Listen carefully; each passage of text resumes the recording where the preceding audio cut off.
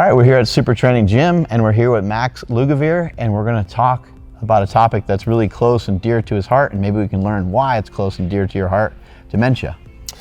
Yeah, so dementia is a big topic for me, and it has been since my mom was diagnosed with it. And my mom passed away 3 years ago, but beginning in about 2011, 2012, she and my family were saddled with this condition, which now affects a lot of people around the world.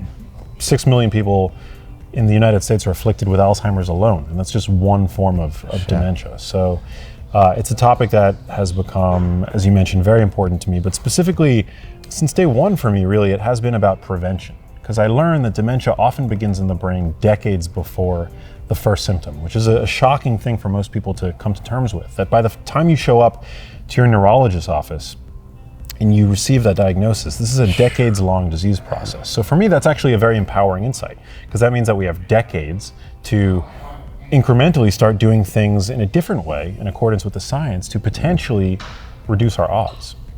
And so getting this message out of dementia prevention has become really important to me. What do I got to do? What do you got to do? I'm already lifting. I'm eating pretty good. Like, what are those helpful things? Super helpful. Yeah. So I mean, according to the 2020 Lancet Commission, about 40% of cases, at least that we know of dementia, are preventable. I would wager that proportion is actually much higher, but nonetheless, they said that the potential for prevention is high. And what they did was they listed out 12 modifiable risk factors, and I think the most empowering ones are the ones that are diet and lifestyle related. So for one, don't excessively drink alcohol. That's not good. I mean, alcohol in general is a neurotoxin, but we know that excessive drinking is no bueno. A couple people are like, I'm out. But there are some other ones. So, hypertension, that's a risk factor. So make sure that your blood pressure is in a nice and normal, healthy range. That's crucially important. Don't be obese. Don't be a type 2 diabetic. Those are, at first glance, highly responsive to nutrition, right? We know that nutrition is one of the best levers that you have to not be obese. We talk about prioritizing protein all the time. We talk about lifting weights, crucially important, increasing your NEAT, your non-exercise activity thermogenesis. Maybe going on some walks. Yeah, crucially important. We know that social engagement is important. We know that depression is a risk factor, so reach out, if you need the help. Also, we know that depression is potentially modifiable, at least for some, by nutrition as well. So cleaning up your diet, incrementally boosting that food quality, avoiding the ultra-processed foods, reaching more for minimally processed whole foods like dark leafy greens, like grass-fed beef, like pastured eggs, berries, things like that. Really sounds like a little bit of kind of a prescription for heart disease or a prescription for diabetes as well. Like, do these things connect a little bit? Yeah, it's a great question. Yeah, the brain relies on vascular health. So making sure that you have good cardiovascular and metabolic health, both crucially important. So those are the two things that I think you should definitely be mindful of. And metabolic health contributes to cardiovascular health as well. So making sure that your blood sugar is in a nice and healthy range, making sure that you're not, suffering from energy toxicity, which unfortunately today many people are.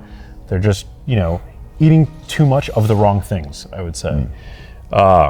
Making sure that your cardiovascular system is healthy, and that's where making sure that your blood pressure, is in a nice and healthy range, comes in in a major way to help with that brain health. And we talked about on the podcast the ways to do that, but exercise, I think now we can say with a fair degree of certainty, is just as effective as drugs at helping to normalize your blood pressure. So I think that those are all, that's like the Cliff Notes version of how to protect your brain and how to reduce your odds. I think a lot of people listening right now are actually probably pretty excited, because they're like, okay, I got a nice big check mark next to that lifting, in terms of their exercise. Is heart health important as well, like trying to, do some sort of cardio, or do you think even just some walking could help? Definitely. I mean, aerobic exercise is important for many reasons. You want to build a solid aerobic base to support your resistance training too. I mean, I think that's really important, but also we know that aerobic exercise helps to increase BDNF, which is brain-derived neurotrophic factor, which is sort of thought to be a miracle grow protein for the brain. It helps to support neuroplasticity and the like.